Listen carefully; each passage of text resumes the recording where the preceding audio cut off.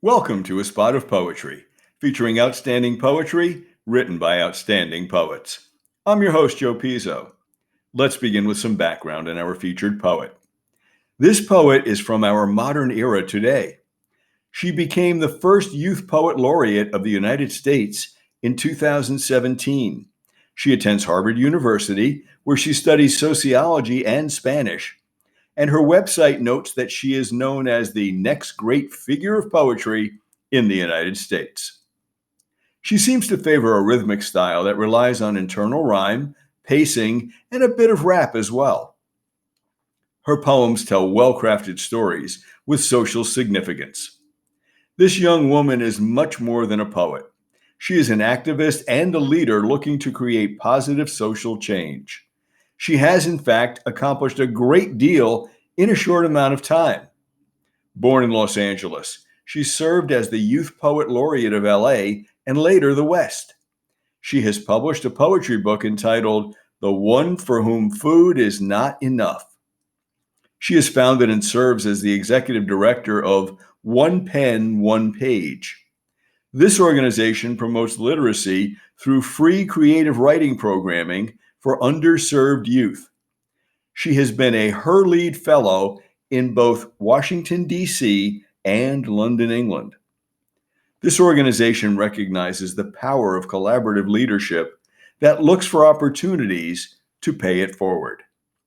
This poet continues to advocate for youth leadership and arts education while also being an advocate for environmentalism and human rights.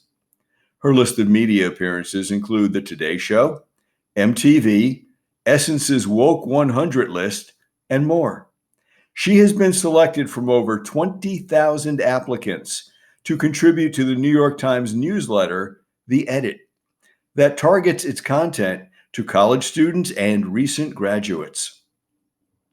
She has received awards from Black Girls Rock, BET, Glamour Magazine, Scholastic, and more. Oh, and she plans to run for President of the United States in 2036. Our featured poet today is Amanda Gorman. Her featured poem is In This Place, an American lyric. There's a poem in this place, in the footfalls, in the halls, in the quiet beat of the seats. It is here at the curtain of day where America writes a lyric you must whisper to say. There's a poem in this place, in the heavy grace, the lined face of this noble building, collections burned and reborn twice. There's a poem in Boston's Copley Square, where protest chants tear through the air like sheets of rain, where love of the many swallows hatred of the few. There's a poem in Charlottesville, where tiki torches string a ring of flame tight round the wrist of night, where men so white they gleam blue seem like statues, where men heap that long wax burning ever higher, where heather higher blooms forever in a meadow of resistance. There's a poem in the great sleeping giant of Lake Michigan, defiantly raising its big blue head to Milwaukee and Chicago. A poem begun long ago, blazed into frozen soil, strutting upward in a glow. There's a poem in Florida, in East Texas, where streets swell into a nexus of rivers, cows afloat like mottled boys in the brown, where courage is now so common that 23-year-old Jesus Contreras rescues people from floodwaters.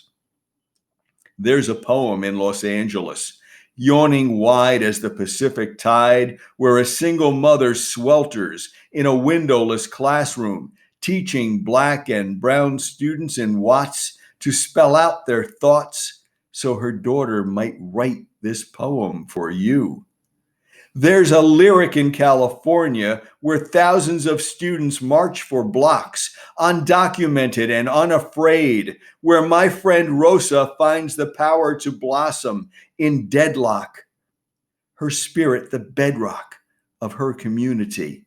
She knows hope is like a stubborn ship gripping a dock, a truth that you can't stop a dreamer or knock down a dream.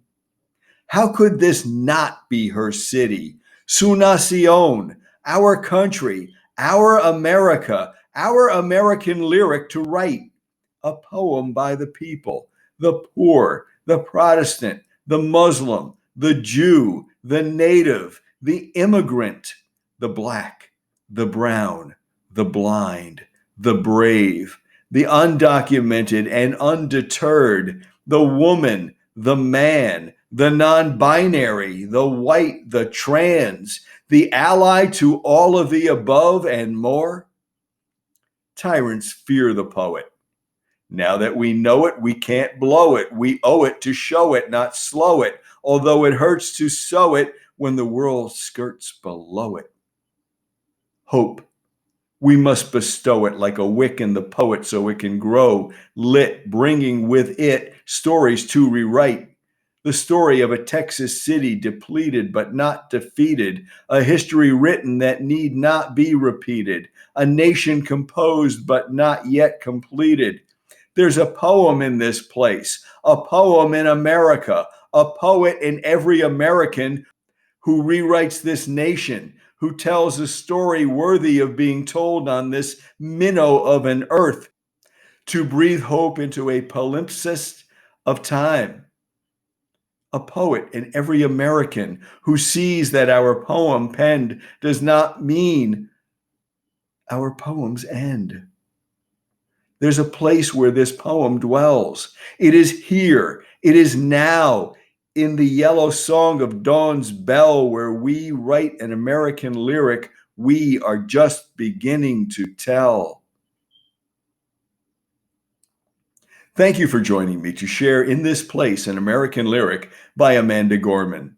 I'm looking forward to the next time when we share more outstanding poetry written by outstanding poets. Once again, for a spot of poetry, I'm your host, Joe Pizzo. May your day be filled with poetry.